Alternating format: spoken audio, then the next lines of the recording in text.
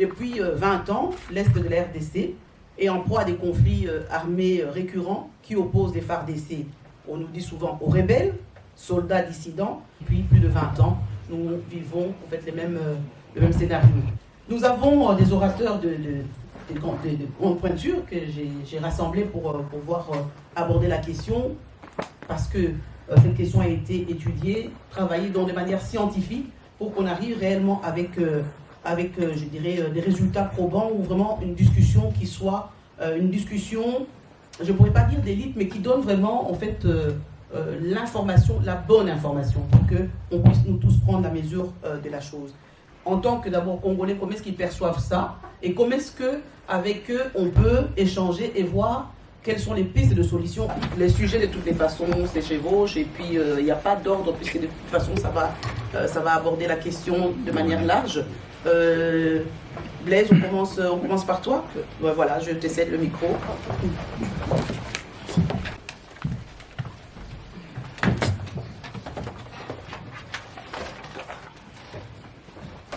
Très souvent, quand on parle de la guerre en RDC, on parle de multinationales. Et on voit que des multinationales ne sont que des sociétés qui viennent exploiter les minéraux. Or, ils sont devenus de mieux en mieux organisés. Aujourd'hui, on parle de holding. Vous serez étonné de trouver que dans le même groupe, il y a l'exploitation de minéraux, de pétrole, de gaz, mais ils ont leur propre société de mercenaires avec leurs propres militaires. Il n'y a pas longtemps, le secrétaire général des Nations Unies a dit ouvertement que le M23 était mieux armé que la MONUSCO. Est-ce que vous trouvez cela normal? Depuis les années 90, après la guerre du Golfe, la tendance des mercenaires ont changé. C'est devenu des vraies sociétés. On ne parle plus de Bob Denard, le fou, comme dans le temps, après le génocide au Rwanda, parce que nous savons que notre malheur vient de là, en remontant, et l'entrée de l'AFDEL en RDC, et tous ces groupes armés qui ont été créés. De 1994 à 1996, mais l'AFDEL se formait déjà par des vrais mercenaires, plutôt que par des armées régulières. Et dans les groupes de mercenaires connus, je veux citer d'abord l'exécutif Outcomes, qui est sud-africaine. Ils sont issus du 32e bataillon sud-africain, qu'on appelle le bataillon Buffalo, ou Buffalo comme nous parlons français. Et ce bataillon Buffalo a travaillé avec le service de sécurité sud-africain CCD. Et leur travail, c'était d'enlever les éléments anti-apartheid. Donc tout le noir qui voulait résister. C'était ça leur travail. Et ils se sont alliés à un autre, là je parle de Eben Barlow, et ils ont créé l'exécutif Outcomes. Toutes ces guerres que nous avons connues, que nous connaissons à l'Est, les gens ont entendu beaucoup d'anglophones dans cette guerre. Ce n'était pas que le Rwandais. Ils recrutent partout. Ils ont des éléments au Rwanda, en Ouganda, Djibouti, Érythrée, en Angola, en Mozambique. Sans compter les Sud-Africains eux-mêmes. Quand nous avons connu la deuxième guerre en RDC, quand Kabila a chassé les, comment on s'appelait encore, les Rwandais là, tous de Roubaix et les autres. Eux, ils ont commencé un autre plan. C'était leur deuxième phase. Initié par M. Tony Blair. Executive Outcomes a aussi travaillé en Angola, pendant toutes ces guerres d'Angola, jusqu'en 1993. C'est eux qui servaient de sécurité des zones minières et pétrolières pour Savimbi. Mais à partir de 1993, les mêmes personnes se sont tourné le dos à Savimbi pour servir le gouvernement angolais. Ils ont tellement déblayé les terrains qu'ils ont signé un autre contrat avec le MPLI américain pour chasser Savimbi de toutes ces zones et en finir. Executive Outcome avec le MPLI américain, ces deux travaillent un peu en sous-traitance. Ils ont un contrat, parfois ils se changent de boulot. Alors, j'ai un contrat là-bas, il faut créer des guerres. Toi, tu viens le faire pour moi ou je veux le faire pour toi. Donc, ces gens, quand ils se lèvent le matin, comme nous allons au travail, eux, ils se lèvent pour aller créer des guerres. Où est-ce qu'on va créer des guerres? Ou alors, là où il y a des guerres, comment les gérer? Ça, la scène internationale a fait beaucoup du mal aux Congolais. Et cette société de mercenaires appartient à M. Caleb, général Caleb Akwendao, connu sous le nom de Salim Saleh, le petit frère propre de M. Yoweri Museveni. Et quand vous remontez dans l'histoire du Rwanda qui nous a amené le malheur, L'avion d'Abiyarimana a reçu 2 tirs de missiles. Le premier qui avait raté et le deuxième. Et dans l'étude de traçabilité de ces tirs, vous verrez que ces missiles sont venus de la réserve ougandaise. Saracen International nous a occupés en Ituri. Vous avez appris à un moment donné de 1999, en 2004, Ituri était devenue une province ougandaise. Officiellement, la communauté internationale n'a rien dit. De la province ougandaise, on est passé à une république, au sud de tout le monde. Personne n'a jamais rien dit. Et ces gens sont organisés en une vaste, ce qu'on appelle holding ou de groupe. Donc, quand aujourd'hui nous avons des contrats miniers, tous les contrats miniers qu'il y a au Congo, les entreprises qui sont là, il y a une vingtaine d'entreprises, tous, et que ce soit Saracen International des mercenaires, que ce soit Executive Outcomes, que ce soit des sociétés minières que vous connaissez au Congo, font partie du même groupe. Ils sont gérés par les mêmes personnes. Donc, en fait, ils viennent créer des guerres, mais quand il y a question des contrats miniers, ils nous obligent de retourner vers eux. Tous ceux que vous connaissez, Heritage Hall, de Tony Buckingham, si vous cherchez File Mineral, et c'est les mêmes personnes. C'est 20 sociétés qui ont tous leurs adresses aux îles Bahamas. Et parfois, quand vous allez là-bas, vous ne trouvez qu'une boîte aux lettres. Vous ne trouvez personne, aucun bureau. Et ces gens-là sont des grands financiers, des hommes politiques en Europe. Voici un peu notre malheur. Nous faisons le chemin contraire. Quand nous venions trouver les hommes politiques européens, le Premier ministre belge va intervenir, mais lui reçoit les financements dans des comptes offshore de tous ces barreaux-là. Donc notre problème aussi, c'est de voir comment on peut nous influer sur ces gens-là. Et quand je vous parle de ces gens-là, ce ne sont pas les moindres. Aujourd'hui, vous parlez des fusées, vous parlez des véhicules Tesla, vous parlez de... Oui, mais par exemple, les véhicules Tesla, Elon Musk, c'est notre cobalt, c'est notre coltan. Mais ces gens-là vivent avec nous. Et parfois, nous aussi en Europe, nous travaillons dans leur société. Ils sont des entrepreneurs de la guerre. Et nous sommes le terrain propice de la guerre à cause de nos matières premières. Donc, on ne peut pas faire confiance à nos politiciens. Eux, ils ont tout, même des experts économiques, même des conseils économiques. Donc, ils font la guerre, ils arrangent, M. Félix Tshisekedi, dans son compte en Bahamas, il vire déjà 1 milliard, monsieur tel, on va vivre. Donc, laisse-nous seulement faire nos affaires, tu te tais. Donc, c'est cet angle-là que nous voyons moins, auquel nous devons faire très attention. Il ne suffit pas de parler seulement soulèvement populaire, que le peuple vienne dans la rue. Si ça sera une solution, ça peut être le boost, mais ça ne sera pas ça la solution. Tous ces riches que vous voyez, des sociétés ici, pétrolières, minières, des grandes industries, ils sont presque tous à la base de notre malheur. Merci Zéblé. On voit bien l'activiste qui est en toi. Donc, sans plus tarder, je pense qu'on va faire la transition directement avec Jean-Jacques Wando, qui est expert militaire, qui va vraiment nous parler de cette guerre, en fait, sous l'angle militaire. Quelles sont les pistes et solutions? Je ne sais pas si on peut le dire ici, mais en tout cas, il va nous éclairer sur ces points qui fera sûrement le lien avec ce que vient de nous dire M. Blaise Congo. Jean-Jacques.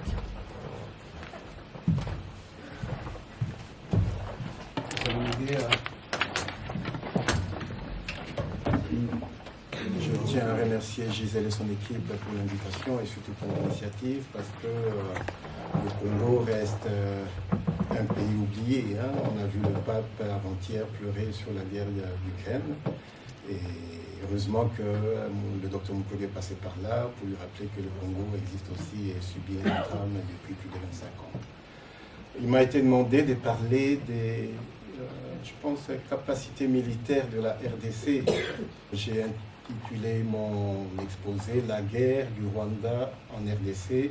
Et ma présentation se fera sous un axe plutôt géopolitique et militaire, expliqué pour comprendre ce que sont les FARDC, donc l'armée congolaise aujourd'hui.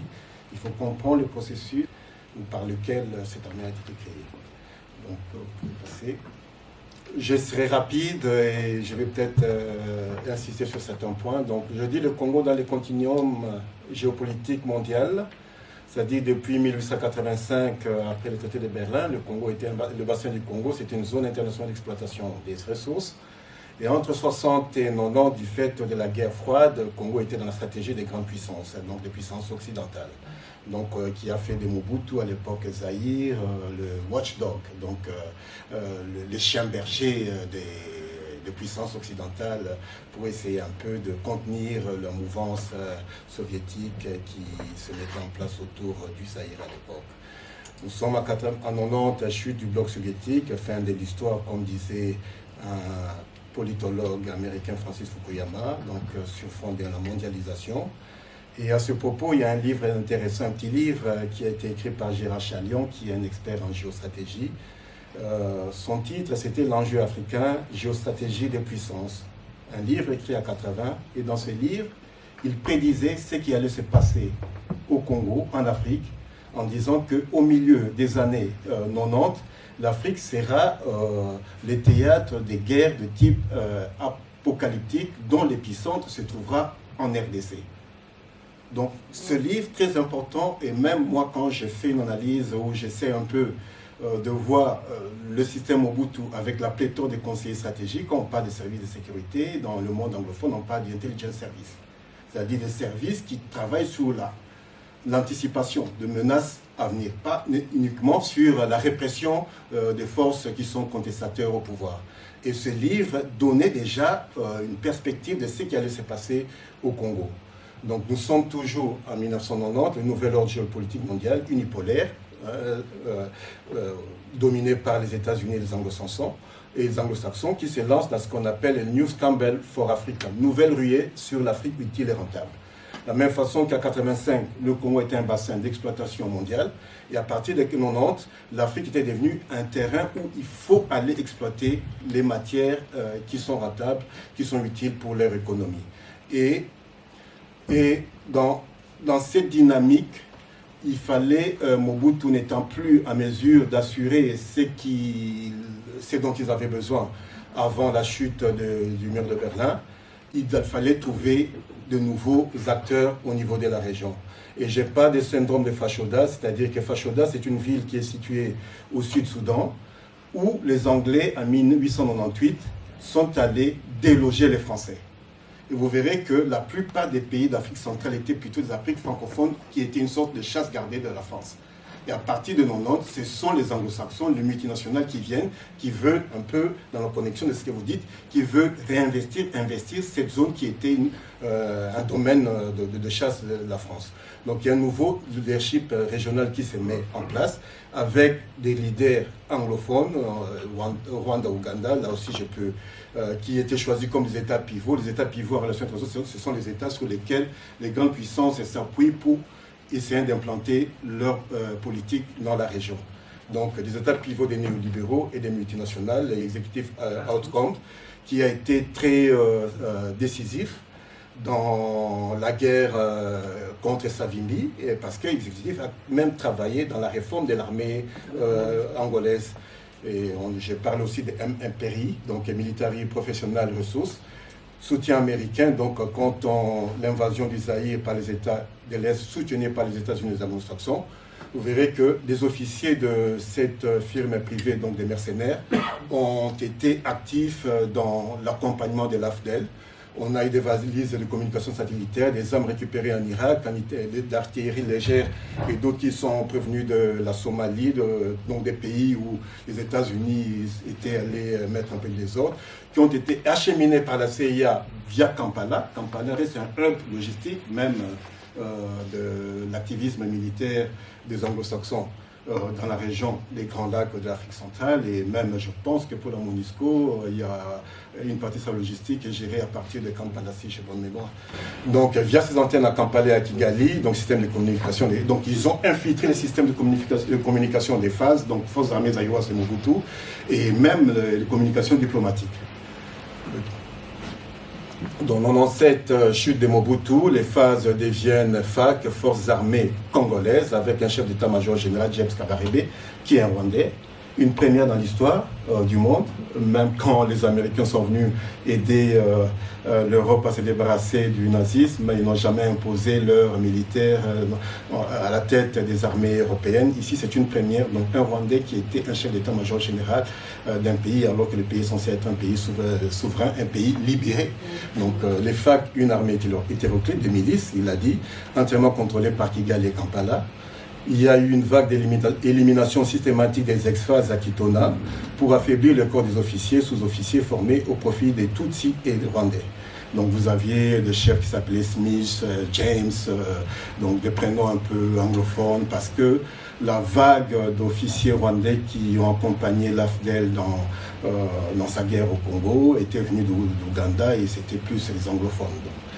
En 1998, il y a Laurent Désiré Kabila qui essaie de s'émanciper de la tutelle rwando-ougandaise et il est buté à 2 rébellions, les RCD Goma soutenu par le Rwanda et les MLC de Jean-Pierre Bemba soutenu par l'Ouganda. Donc, et puis Kabila essaie un peu de réactiver les milices d'autodéfense, les Maï Maï et certains groupes armés, notamment les Bakata Katanga, pour essayer un peu de contrer cette menace. C'est là qu'il y a eu aussi vraiment cette réactivation de la centaine de milices que nous connaissons au Congo. 2001, Kabila est décédé, donc on désigne Joseph Kabila qui a été formé par James Kabarebe et adoubé par la Belgique. On a vu toute la tension qu'il avait auprès de Louis Michel par exemple, les États-Unis, son voyage aux États-Unis, où il a rencontré le président Bush, le Rwanda, l'Ouganda, l'Angola et la République sud-africaine qui étaient assez actifs. Et beaucoup de gens ont dit que la déstabilisation du Zaïre, au-delà des aspects des pays occidentaux, l'Afrique du Sud a joué un rôle stratégique dans la déstabilisation du Congo. Et j'ai rencontré plusieurs miliciens, plusieurs rebelles, par exemple certains proches du commandant Massassou, un des fondateurs de l'AFDEL. Massassou, déjà en 1996, est allé vers l'Afrique du Sud suivre certaines formations militaires. Donc, et beaucoup de gens ont transité par l'Afrique du Sud pour suivre des formations militaires avant d'être incorporés dans l'AFDEL pour aller combattre au Congo. 2002 à 2003, négociation des Pretoria et Sun City, toujours en Afrique du Sud. Ils trouvent un accord global avec 1+4, un président et 4 vice-présidents. Et puis ils adoptent, qui a été adopté à Sun City. Et un de ces 5 objectifs était la formation d'une armée nationale, républicaine, restructurée et intégrée, qu'on appelle FRDC, Force armée de la République démocratique du Congo. Donc c'est en 2003 que cela a été décidé. Vous pouvez... Et en mai 2005, on met en place un plan de réforme de l'armée congolaise. Et le but de ce plan, c'était une mise en place d'un programme de démobilisation, désarmement, démobilisation et réinsertion des ex-combattants. Et aussi un processus de brassage, c'est-à-dire intégrer dans une nouvelle armée les différents membres des entités combattantes pour pouvoir former les FRDC. Les estimations initiales était de 306 jusqu'à même 360 000 personnes qu'il fallait brasser pour ne retenir que 120 000 personnes. Donc qui serait constituée en 18 brigades. Une brigade, il faut compter 2500, 5000 personnes. Au niveau des FARC, on avait recensé 136 000 personnes. Au niveau du RCD Goma, 46 800 personnes. Et je me pose la question, combien d'infiltrés rwandais? Donc là, vous voyez déjà les problèmes commencent à se poser. Et puis le MLC rassemblait plus ou moins 20 000 personnes et les 46 000 personnes, c'était tout ce qui était les autres groupes armés et le groupe rebelle. Donc on peut passer. Le brassage, quand il se met en place en 2004, il y a le refus des officiers Tutsis issus du RCD Goma, notamment Laurent Kunda, Jules Mutebussi, Eric Rombere, qui était encore général hautement gradé dans l'armée jusqu'à peu, Obedi Ribasira aussi. Donc ils ont refusé d'intégrer parce qu'ils disent qu'ils sont victimes de discriminations fondées sur leur origine ethnique et tribale. Donc à partir de 2006, le CNDP se crée et lance les attaques. C'était pratiquement après les élections ou avant les élections et soutenu par le Rwanda. Ça a été confirmé par le BBC, donc un article qui a été publié le 24 août 2007. 2008, brassage, ils disent que non, on ne veut plus du brassage, on passe au mixage. Pourquoi le mixage? Parce que les gens du CNDP disent l'intégration des Banyamulenge et autres Tutsis dans les FRDC devrait se faire désormais par un mixage plutôt qu'un brassage, puisqu'ils sont en insécurité en dehors de leur environnement ethnique. Donc, le mixage consiste à les intégrer dans les FRDC tout en les gardant dans leur milieu d'origine. Un principe militaire veut que quand vous êtes militaire, vous devez défendre votre pays partout où on vous envoie. Qu'on vous envoie à Kasumbalesa ou à Libengue, vous devez y aller. Mais pour ce groupe de personnes, c'est qu'ils doivent garder leur entité géographique et ne doivent pas être mélangés avec les autres. Et là, le principe même de brassage ou d'esprit de corps d'une armée est foutu.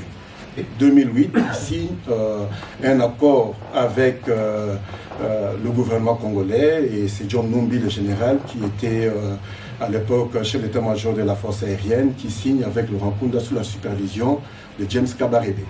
2009, il mène les opérations conjointes qu'on appelle Umoja Wetu, donc entre l'armée congolaise et l'armée rwandaise, et pour traquer et éradiquer les FDLR. Le 23 mars 2009, on signe l'accord entre le gouvernement et le CNDP. Donc, 23 mars 2009, c'est cet accord-là qui donnera naissance au M23. Mars 23, c'est sur base de ces accords que le M23 revendique son activisme militaire ou sa rébellion. Donc, pour l'opération Moja Wetu, la MONUC estimait à 3504 000 le nombre de soldats rwandais se trouvant au Nord Kivu. Ce nombre a été revu à la hausse le 24 janvier 2009 à 5 000. Mars 2009, le général Jérôme Gendaimana, qui était le représentant de l'armée rwandaise lors des opérations, il déclare le Rwanda considère comme terminée sa mission à l'est de la RDC. Le Rwanda n'a plus de raison de retourner au Congo. Donc, l'opération était réussie. Après le départ de troupes rwandaises, les CNDP sont versés au sein de l'armée et il en arrivera jusqu'à des effectifs allant jusqu'à 9 000 hommes, alors qu'au départ, on estimait 3 000 personnes. Donc, 9 000 hommes qui seront versés au sein de l'armée. Sans compter qu'il y avait la rébellion RCD Goma, où une partie aussi de ces gens n'avaient pas rallié la rébellion. Donc,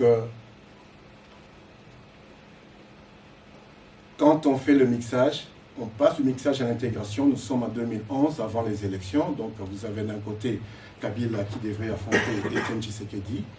Et on dédouble les structures militaires à l'Est, principalement par la création des régiments. Les régiments, ce sont des entités militaires qui tournent autour de 1200 personnes. Et c'est une nomenclature qui n'existait pas dans la réglementation congolaise.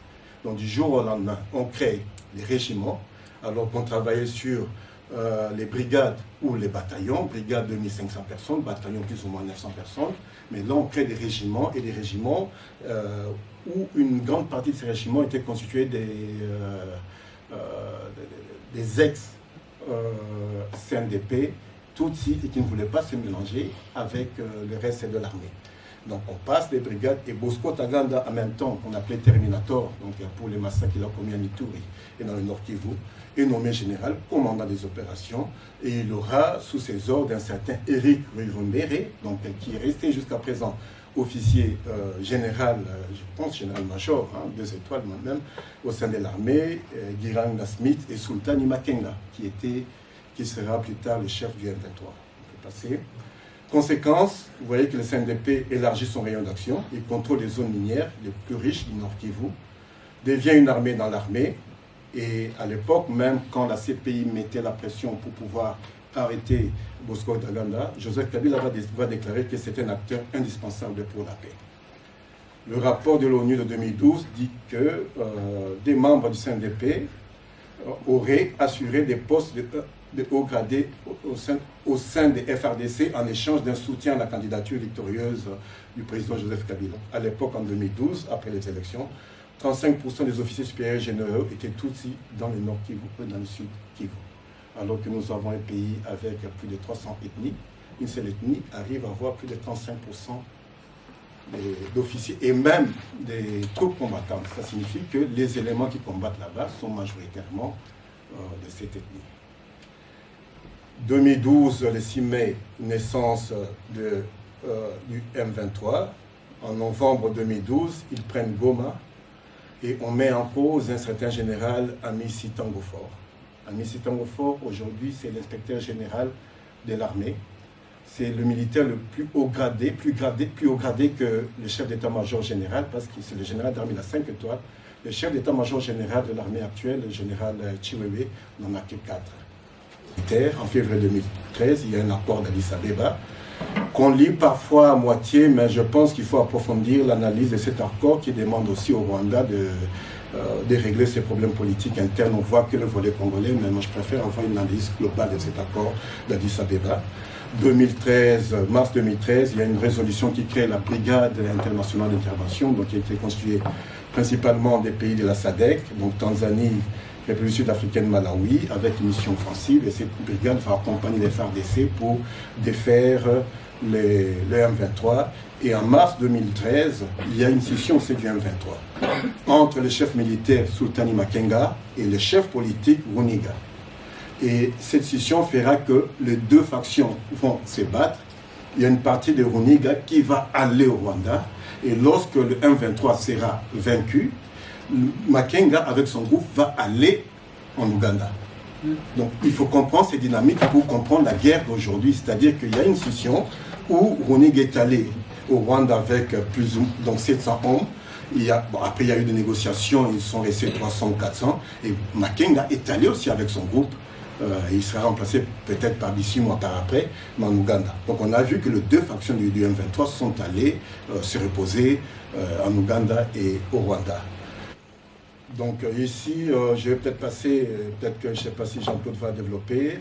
Le nerf de la guerre reste le contrôle, la prédation des matières premières congolaises. L'économie minière s'articule étroitement avec la guerre et l'insécurité. Pierre Jappemeau, qui était ambassadeur de la France au Congo et qui était aussi chercheur, donc un chercheur scientifique, il a dit l'enjeu des opérations Mojawetu, dont j'ai parlé, parce qu'après il y a eu opération Mojawetu, Kimia 2 et puis Amanileo, au sud Kivu, était la reconquête des sites perdus. Donc, quand vous voyez l'enjeu de ces guerres-là, la reconquête des sites perdus, un retour à la situation qui prévalait dans la région entre 1996 et 2002, avant la signature des accords, avec la mise sous tutelle du Petit Nord. Le choix des sites des opérations, qui sont des terroirs riches en sous-sol, en pâturage, a conduit à conforter la thèse selon laquelle le Rwanda était effectivement venu consolider les positions économiques dans l'Est de la RDC. Si vous avez compris ça, vous comprenez la guerre que mène le Rwanda au travers le M23 au Congo. Conséquence, une nouvelle redistribution de la carte économique, mine, terre, pâture. Le CNDP contrôle des zones minières plus importantes et il impose même ces taxes. Vous avez appris la prise de Bunagana par le M23. Le Bunagana aussi, ils ont créé une administration parallèle. Quand ils ont contrôlé la route nationale numéro 2, qui part de Bunagana jusqu'à Rutshuru ou même jusqu'à Goma, cette route, c'est un tronçon économique stratégique pour cette partie du Congo. Donc l'objectif reste toujours un objectif mercantile. Donc plusieurs rapports de l'ONU montrent comment le Rwanda s'enrichit de la guerre au Congo. Le Rwanda constitue la plaque tournante du commerce illicite des pierres précieuses. Ils ont créé un bureau Congo, et le bureau Congo a réalisé 60 millions de dollars qui avaient permis de couvrir 70% des dépenses militaires. Ça, c'est des éléments qu'on avait découverts parce que je suis aussi chercheur avec les GRIP, Groupe de recherche et d'information de paix, ici belge, et j'avais rédigé un travail, un document sur la stratégie militaire ou géopolitique du Rwanda, une puissance, j'ai dit une puissance régionale incomplète, mais c'est un document qui a été commandité par les relations internationales de la défense française. Ça n'a jamais été publié. Et là, sur base des éléments que nous avons découverts, les archives qu'on a reçues, on sait qu'il y avait ce bureau Congo. Et en 2011, par exemple, la Banque rwandaise a rapporté que l'exportation minière a rapporté 68 millions de dollars à l'État. Et c'était la première source de rentrée des devises rwandaises dépassant pour la première fois l'été. 2009, au moins 300 coopératives qui naissent et les minéraux du Congo sont exportés comme production rwandaise à travers ces coopératives. 2011, au moins 35 000 emplois dans le secteur minier rwandais, mais la part de la production rwandaise n'est pas publiée. Voilà, 35 000 emplois sont créés dans le secteur minier rwandais. 2014, le coltan a rapporté 134 500 000 $ et le revenu annuel du secteur minier s'est élevé à 200 millions de dollars. Le gouvernement rwandais estime que l'objectif du secteur minier est d'atteindre 400 millions de dollars. La compagnie AB Minerals Corporation a construit au Rwanda sa première usine de transformation du coltan en poudre et le Rwanda était devenu le premier exportateur mondial du coltan.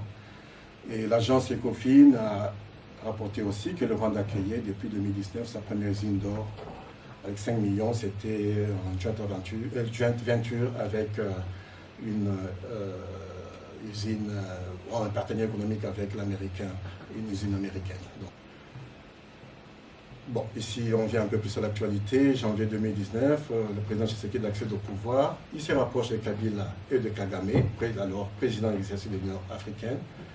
Fin 2019, la situation sécuritaire globale délétère. On mène des opérations à l'est du Congo, Zarouba et Ituri, donc en Ituri avec les Codeco et la pléthore de groupes armés locaux.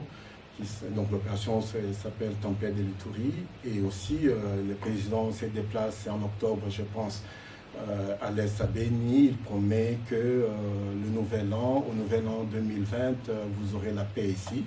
Donc les opérations d'envergure sont menées en Nord-Kivu. Mais à la fin, ça n'a fait qu'exacerber le conflit. Il n'y a pas d'évolution. Et entre 2019 et 2021, il y a des négociations secrètes entre le Rwanda, le M23 et la RDC. Accord avec le M23 pour la réintégration et création d'unités spéciales. C'est-à-dire qu'on envoie Claude Ibanaki, qui était le représentant ou le responsable, le coordonnateur du mécanisme de suivi des accords d'Addis Abeba, un proche de Tshisekedi qui l'avait accompagné déjà ici à Genève lors de pourparlers entre les opposants. Et Claude Ibanaki va signer un document où, au nom effectivement du président, où il se met d'accord pour que le M23 réintègre l'armée congolaise avec des grades supérieurs. C'est-à-dire si c'était les capitaines devenaient des majors, les colonels devenaient des généraux, mais en plus de cela, il devait créer, je pense, 2 unités, 2 brigades spéciales d'intervention, et ces brigades auraient pour mission d'aller combattre les groupes armés à l'Est, et constituées de manière paritaire, c'est-à-dire qu'on prend 50% de FRDC congolais et 50% de combattants du M23, qui créent 2 brigades spéciales d'intervention pour aller combattre les groupes armés, alors que le M23 en soi est aussi un groupe armé.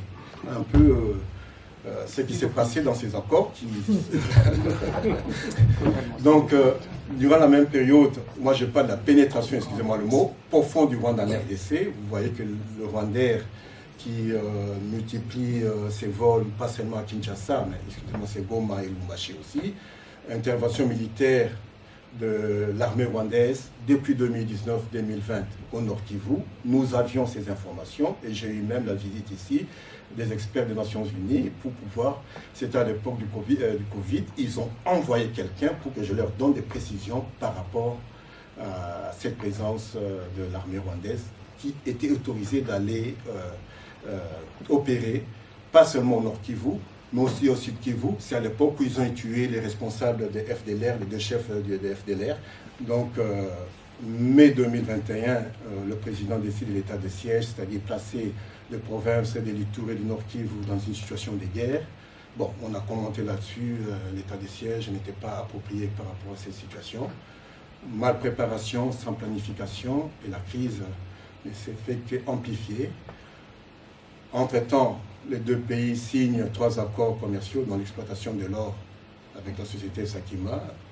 Le Rwanda milite en même temps pour l'intégration de la RDC dans l'East African Community, donc communauté des États d'Afrique de l'Est. L'objectif géopolitique, c'est rentabiliser ces profits économiques.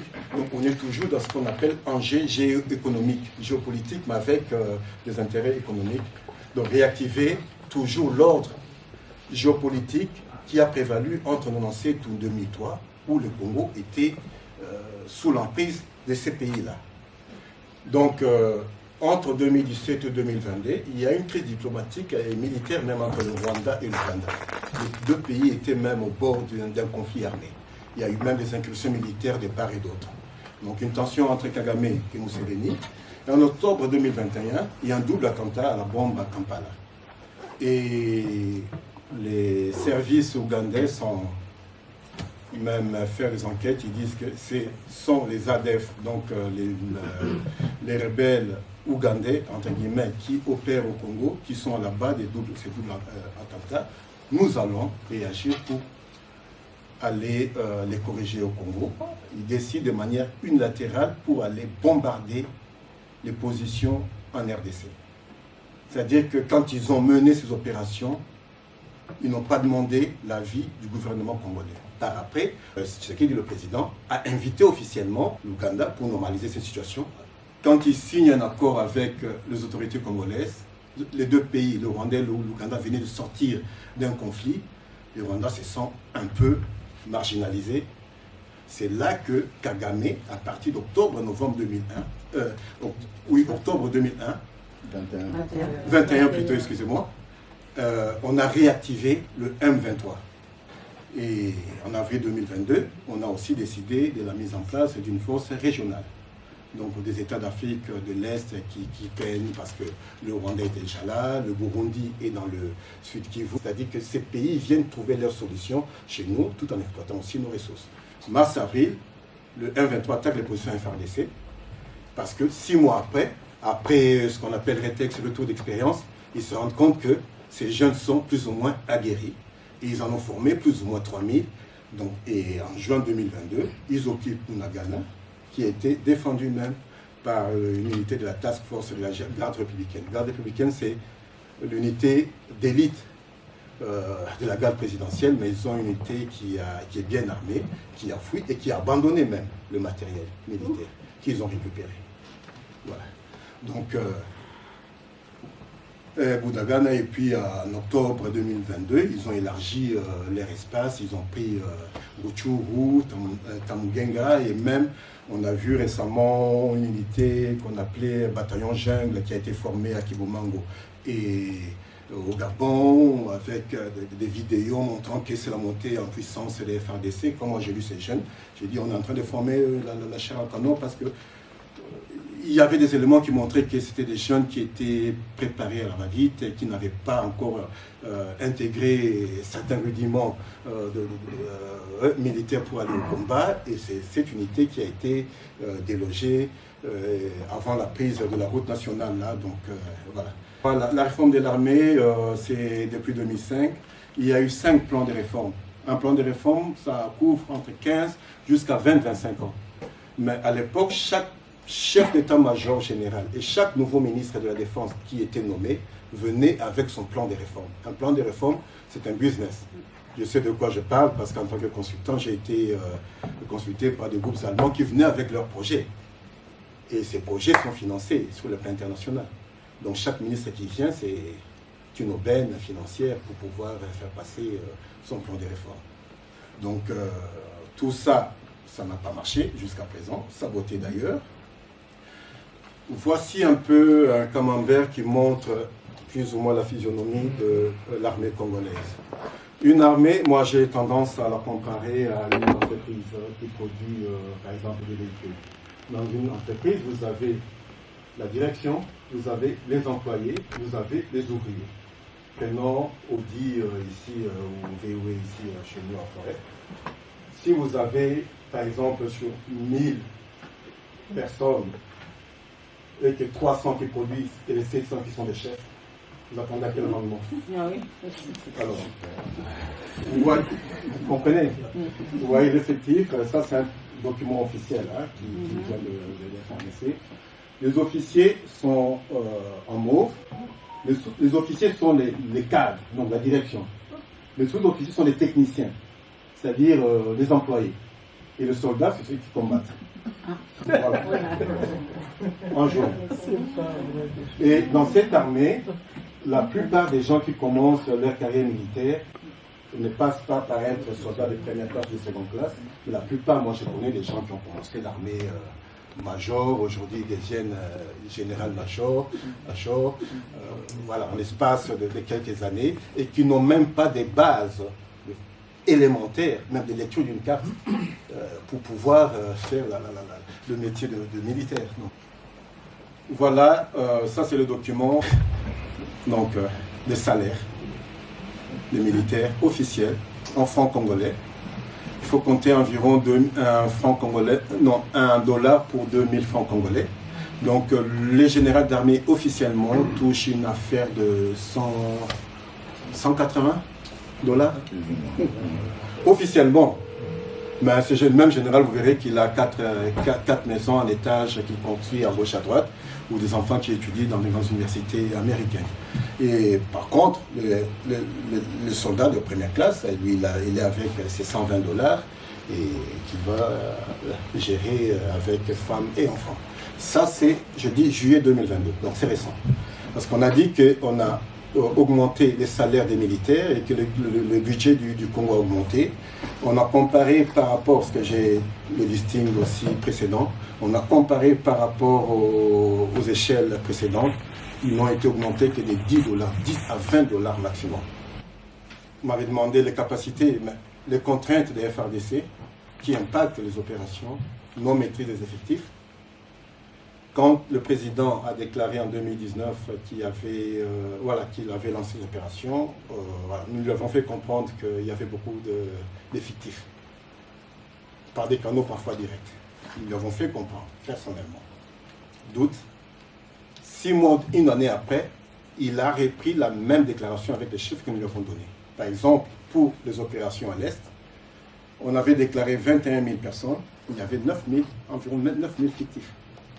Que le généraux déclare pour pouvoir demander des sous pour mener les opérations, mais ces sous vont dans d'autres comptes. Et finalement, sur le terrain, on n'a pas une armée qui est en nombre suffisant pour pouvoir combattre face aux menaces qui étaient assez exponentielles, que ce soit en Ituri, que ce soit à Béni, et avec la nouvelle menace UM23. Indiscipline systémique et pas de cohésion, multiplicité des centres de commandement. Je suis en contact avec plusieurs jeunes commandants, colonels, commandants des régiments, parfois qu'on aide parce qu'ils sont en difficulté, ils ne sont pas soutenus. Ils disent, vieux, qu'est-ce qu'on peut faire?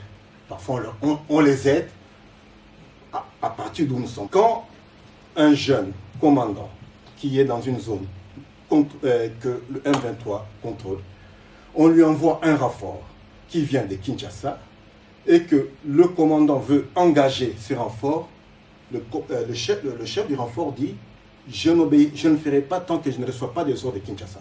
Kinshasa, c'est à plus de 2000 km. Et c'est ce commandant-là qui est sur le terrain, qui connaît la réalité du terrain, qui veut engager ses troupes, et on lui refuse. Le lendemain, la ville tombe. Pourquoi? Parce qu'il y a aussi des rivalités internes. On ne veut pas que telle personne puisse réussir dans le combat parce qu'il aura des galons. Et il y a le sabotage même interne. Ça, c'est la réalité des FARDC que vous vouliez savoir. Ben, je ne vais pas rentrer dans le détail, c'était donc. Incompétence et déficit de formation des cadres, je l'ai mentionné. Les moyens logistiques sont insuffisants, inappropriés, obsolètes. Des réseaux mafieux. L'histoire de l'embargo oublié. C'est faux. J'ai des documents ici, si vous voulez voir, des achats d'armes que le Congo a obtenus depuis 2018. Le problème et qu'il y a des réseaux mafieux. Il y a même, quand on veut acheter des armes, on envoie des civils pour aller acheter des armes à l'étranger. Je suis consultant, parfois des firmes viennent me demander, Monsieur Wong, est-ce que vous connaissez cette personne? Est-ce qu'il est dans la hiérarchie militaire ou dans un service chargé d'acheter les armes? Parce qu'il y a toute une procédure assez drastique qu'il faut respecter quand il faut acheter des armes. Et parfois, on envoie des civils pour acheter des armes, faire déclarer que ce sont des produits agricoles. Et quand on bloque, on fait des déclarations qu'on nous empêche de nous défendre. Voilà. Le problème, en grande partie, reste aussi le problème congolais. Et c'est notre responsabilité. Les renseignements militaires compromis, infiltrés par les ex-rebelles, Pourquoi? Il y a eu mise en place en 2021, j'ai reçu le document, ce qu'on appelle les T2 dans notre jargon, c'est-à-dire les responsables de rassemblement. La plupart, même 70% proviennent du RC2 Goma, sont du CNDP. Comment voulez-vous gagner une guerre lorsque le M23 attaque et qu'ils ont encore leurs frères, leurs frères d'armes qui sont restés dans l'armée? Le moral des troupes combattantes reste anémique, c'est-à-dire par manque de moyens financiers. Et je vous ai montré le solde. Et j'ai l'équation sécuritaire. Hein, c'est quelque chose que j'ai élaboré. La sécurité, vous pouvez l'appliquer à tous les concepts. C'est d'abord l'anticipation, l'efficacité, la discipline, le tout multiplié par la motivation. L'anticipation, c'est tout le travail que doivent faire les services de sécurité, de renseignement. Il faut être proactif. Efficacité, bonne formation, bon encadrement. La discipline reste la mère des armées, le tout multiplié par la motivation. Certaines personnes à l'Est se déplacent avec femmes, chèvres, poulets dans les opérations, ou d'autres, ils vont aux opérations de Kinshasa, ils laissent 7 enfants, ils ont quelle motivation? Si la motivation tend vers 0, la sécurité tend et nuit. Donc c'est un paramètre ou un coefficient important dans la sécurité. Sur le plan opérationnel, il n'y a pas de reconditionnement de troupes. Quand ils ont mené les opérations en 2011, on a demandé à ce qu'on reconditionne certaines troupes parce qu'il y avait quand même des unités qui étaient bien formées, notamment les bataillons de réaction rapide qui sont formés à Kindu par les Belges, qui sont les meilleures unités et qui ont montré leur combativité. Mais parfois, quand on les envoie au combat, avec la ration alimentaire de 2 jours, mais un combat qui va durer 2-3 semaines, au bout de 2-3 jours, ils n'ont ni munitions, ni ration. Qu'est-ce qu'ils peuvent faire? Ils sont en débandade. Vous comprenez? Donc il y a une responsabilité congolaise qui est sous-estimée. Et on a toujours tendance à... Moi, je pense qu'il faut faire la part des choses. J'ai démontré que nous sommes dans le continent de la géopolitique mondiale où on veut que le Congo soit là, mais il y a aussi une part de responsabilité que nous devons assumer.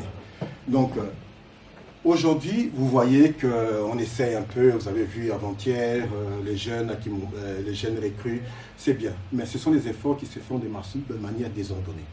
Aujourd'hui, il n'y a pas un plan de réforme qui est bien établi, qui a une vision globale de la sécurité nationale ou intégrale, qui dit voilà, nous allons recruter autant parce que les besoins sont ceux-là à l'Est ou non, on fait comme chacun vient avec son projet et on essaie de faire les choses et à un certain moment ça va bloquer parce qu'il n'y a pas de cohésion.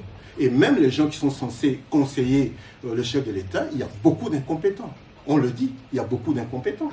Nous avons fait le screening, par exemple, des nominations, des erreurs matérielles, bêtes, qui reviennent, alors qu'à ce niveau, ça demande quand même beaucoup de dextérité dans la prise de décision.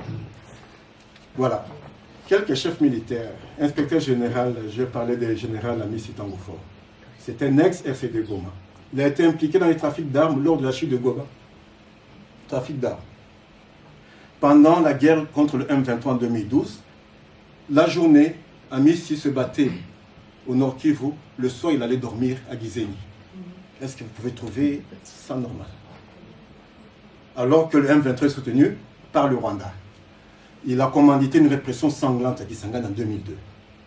Il y avait une mutinerie de groupes de Congolais qui avaient suivi le RC2 Goma à cette époque, mais à cette époque, ils se sont rendus compte qu'ils ont voulu faire une mutinerie. Il les a massacrés, littéralement. Il est sous sanction internationale des États-Unis. Mais aujourd'hui, c'est le militaire le plus haut gradé de l'armée. Après autant de nominations. Explication, vous les trouvez. Chef d'état-major adjoint, Jacques Nduru Ichangoliza, ancien bras droit de Thomas Lubanga, Bosco Taganda, Terminator, condamné ici à la CPI. C'est le chef des opérations militaires de l'armée aujourd'hui. Aujourd'hui, on le confirme. Après Chiwewe, c'est lui, le responsable des opérations des renseignements. Voilà. Vous avez 2 gouverneurs militaires en Ituri, Johnny Luboy en Kachama, un ex-RC de Goma, il a évolué dans les renseignements, et le général Constant Dima, qui était un ex-MLC, qui est gouverneur du Nord Kivu. vous avez plus de 100 généraux nommés actuellement. J'ai la liste, dont la majorité n'a pas le niveau d'études post-secondaires. Les gens ont tendance à considérer l'armée comme un foutoir. Nous avons fait le programme militaire ici. D'abord, pour faire l'armée, être officier, il faut passer un concours. C'est-à-dire les meilleurs qui sont pris. Et si vous terminez, vous avez au moins un niveau de master. Parce que le programme militaire, par exemple, ici, c'est une université, en même temps une formation militaire. Au Congo, on a essayé d'adapter la même chose en faisant de l'académie militaire plutôt un niveau d'études de bachelor, donc gradué. Mais aujourd'hui, vous avez des militaires qui ne savent pas lire une carte.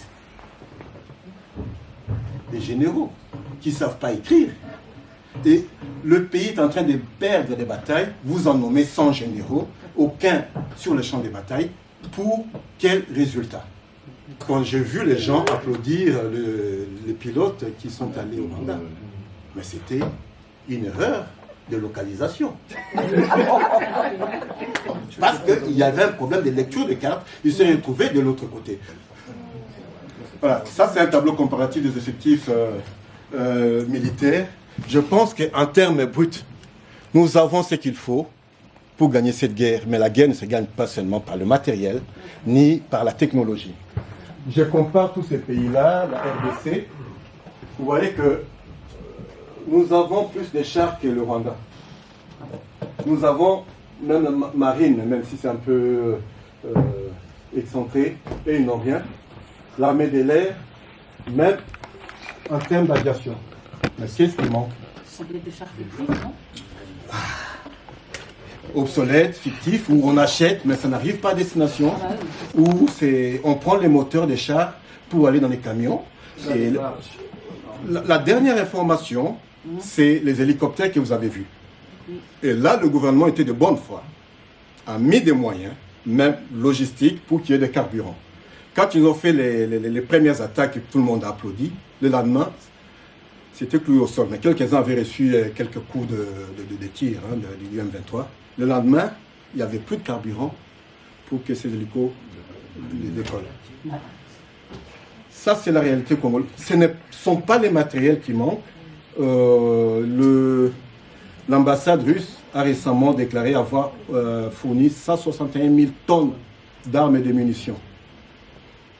C'est-à-dire qu'on en a au sein des FRDC, et il y a toute une série de réseaux qui alimentent même les groupes armés, le Rwanda, Burundi et l'Ouganda. Et nous ne sommes pas sérieux dans la gestion de la chose militaire. Voilà, ça c'est, voilà, je montre un peu, on peut passer, on tend vers la fin, vraiment là je tends vers la conclusion. L'enjeu de la guerre et des interventions reste réinvestissement militaire des territoires qu'ils ont occupés et contrôlés. Tout ce que vous voyez, tout ce qui s'est fait derrière EAC, la force régionale, vous verrez que l'Ouganda s'occupe du nord. On appelle ça la république d'Ituri. Donc, ils ont une fixation. Aujourd'hui, vous allez en Ituri, c'est une zone économique stratégique pour l'Ouganda. Et pour pouvoir rentabiliser son économie, l'Ouganda a besoin de sécuriser cette zone pour ses besoins. Mais par contre, ce qui concerne les Codeco, les petits groupes armés, ce n'est pas leur problème.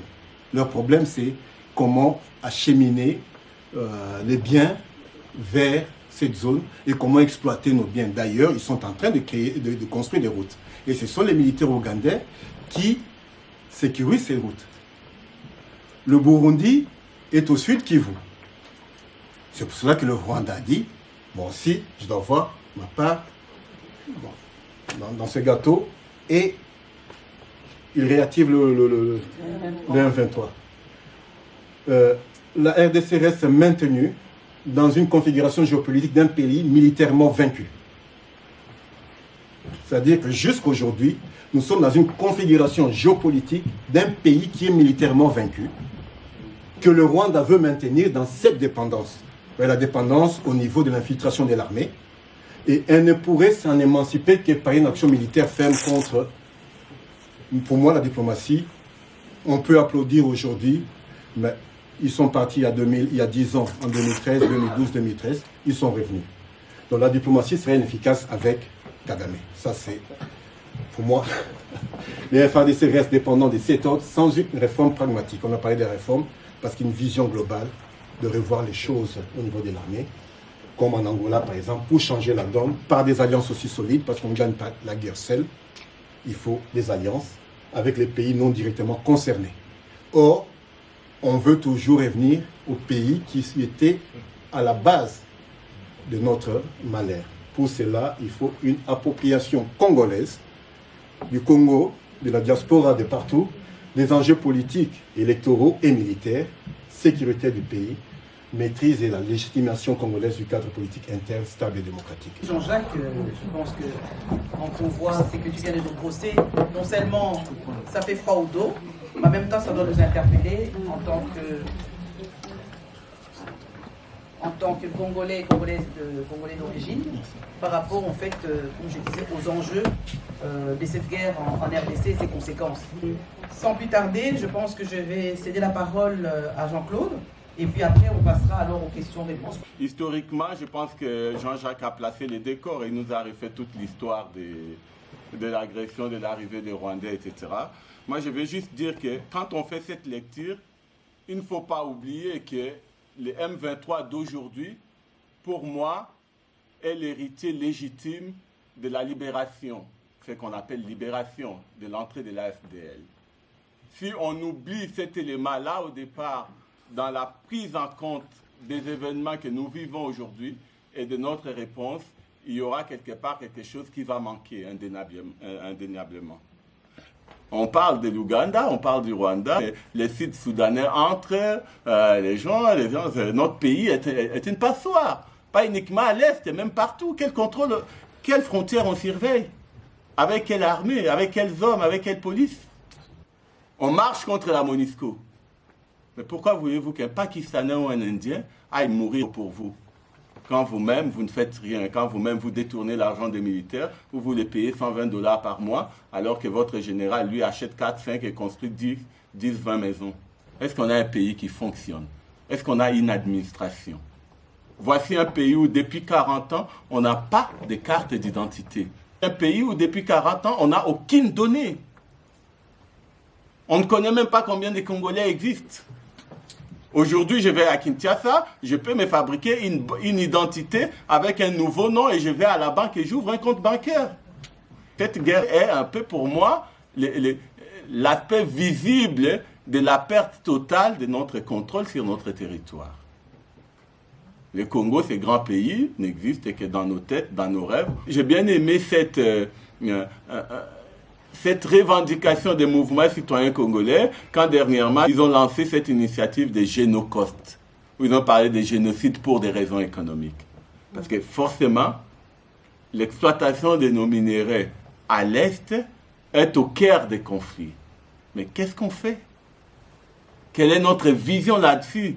Quand on sait les rôles néfastes que le Rwanda a joués, qu'est-ce qu'on fait? On signe un accord avec le Rwanda pour l'exploitation de l'or. Et moins d'une année après, on est envahi par les Rwandais. Un des enjeux internes pour nous et qui est fondamental aujourd'hui de cette guerre à l'Est, c'est la question des élections à venir. Comment organiser des élections qui soient plus ou moins représentatives avec toute une partie de notre territoire occupé, dominé, abandonné. Et notre histoire récente a montré qu'aux dernières élections, plus d'1 million de personnes n'ont pas voté. À Beni, à Butembo, les gens n'ont pas voté. À Yumbi, les gens n'ont pas voté. 1 million de personnes, qui est plus que le nombre de la différence qu'il y avait entre les premiers et les deuxièmes candidats selon les résultats qui avaient été communiqués officiellement. Donc voilà autant d'enjeux, autant de problèmes au niveau interne qui nous montrent que cette guerre à l'Est, finalement, cette agression rwandaise, révèle juste notre incapacité à nous organiser. Posons-nous la question sincèrement. Est-ce que notre ligne, notre position, est-ce que nous avons une compréhension exacte des enjeux, des choses à faire ou à ne pas faire?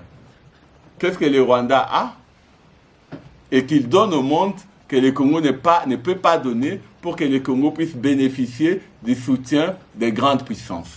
La réponse est évidente. Le Rwanda n'a rien à donner au monde que nous ne pouvons pas donner. Parce que finalement, ce que le Rwanda donne au monde, il vient de piller chez nous. Ne pensez-vous pas que le président Félix lui-même est complice au vu de tout ce qui se passe aujourd'hui?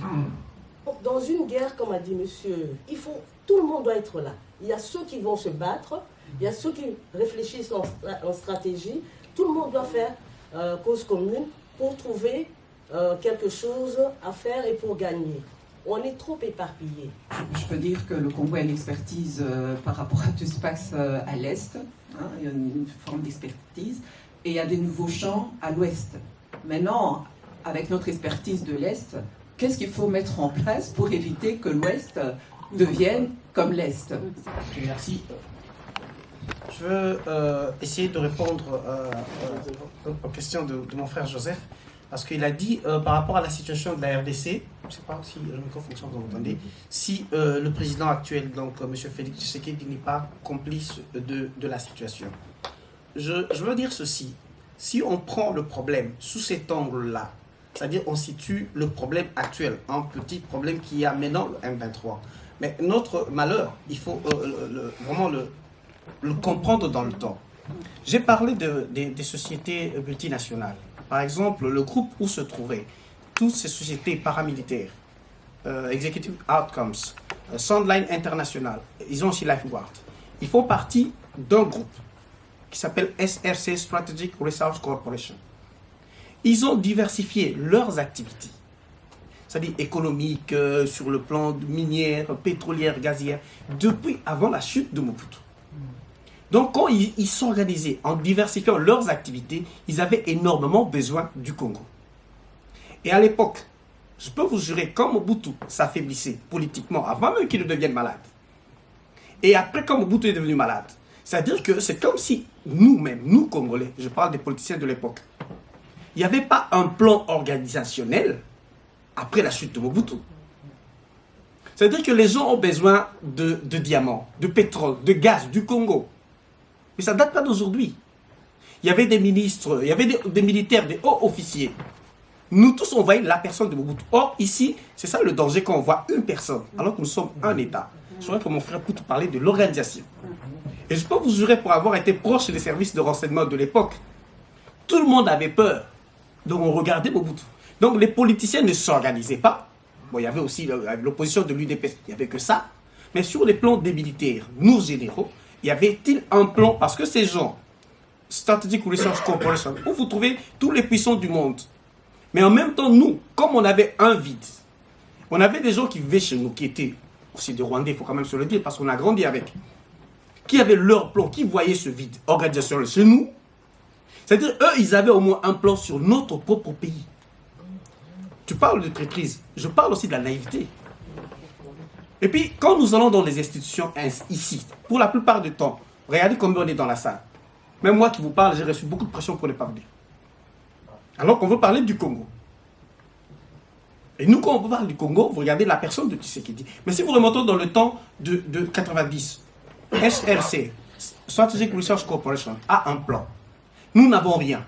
Il y a une deuxième organisation, un deuxième groupe qui vient, qui a un plan, par exemple, pour le Nord. Il n'y a rien. Et remarquez, les Congolais, qu'est-ce qu'on est? Mon oncle nous appelle les éternels seconds. Quand il y a un plan extérieur qui vient, ils entrent au plan du Rwanda, ils entrent au plan comment j'ai dit, de l'Ouganda. Donc, on ne voit pas le problème. Et puis, dans le temps, depuis qu'on a connu cette affaire du Rwanda, de l'agression, qu'est-ce que nous, on a fait sur le plan organisationnel? Je te donne un vrai cas. Nous avons eu combien de rapports internationaux sur les massacres au Congo? Combien de personnes, comment avons-nous exécuté ces rapports? Et ça ne date pas de Félix Tshisekedi depuis longtemps. Et ceux qui ont tué, ceux qui ont participé à ces massacres, ceux qui contribuent à notre malheur, tous sont là au pouvoir, que ce soit des généraux ou des politiciens. Donc ça veut dire que Félix Tshisekedi peut être un problème. Mais si nous ne sommes pas structurés, on peut le mettre dehors, on peut en faire ce que l'on veut, nous resterons dans le même problème structurel. Je pense qu'on n'a même pas des mots par rapport à ce qu'on vient d'entendre aujourd'hui. On le sait, on l'imagine, comme je dis, on a beaucoup fantasmé sur les enjeux et les réalités.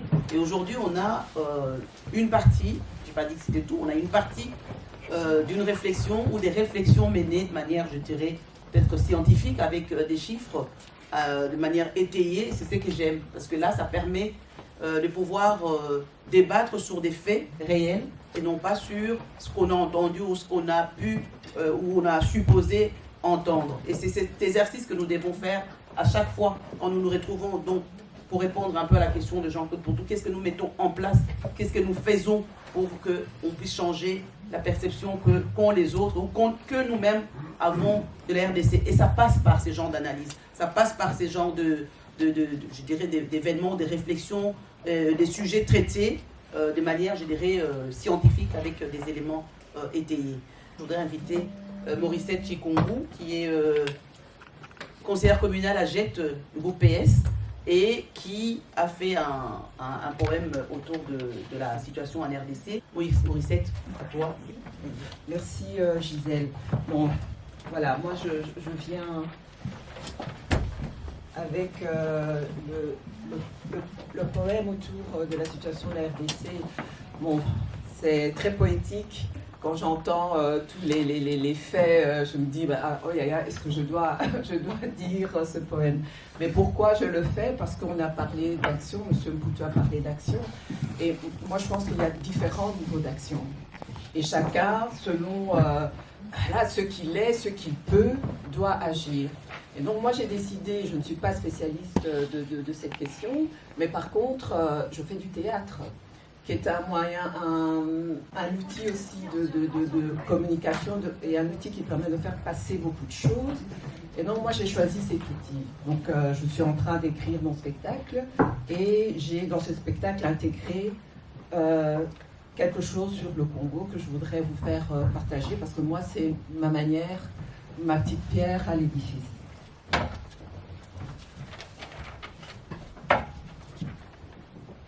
Congo, je n'oublie pas.